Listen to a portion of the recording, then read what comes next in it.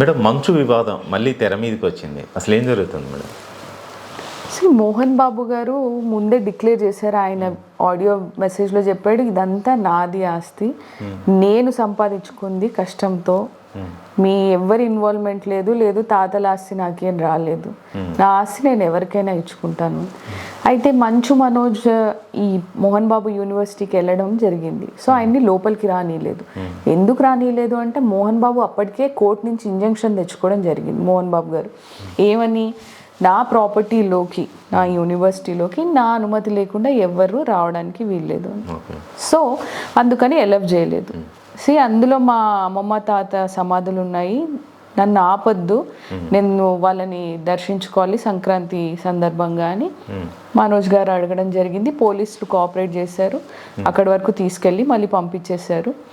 So లోపలికి రానివ్వకపోవడంతో అక్కడి నుంచే అవి చూసేసి వెనుదిరిగారు. అక్కడి నుంచి వాళ్ళు డైరెక్ట్గా నారావారి పల్లె వెళ్ళడం జరిగింది.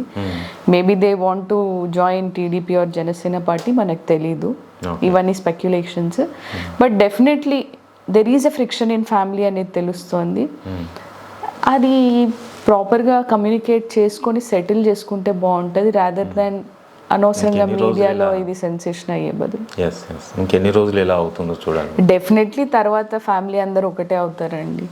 ఓకే, ఇది జస్ట్ కొంతకాలం పాటు ఈ ఫ్రిక్షన్ అనేది. Okay madam, thank you.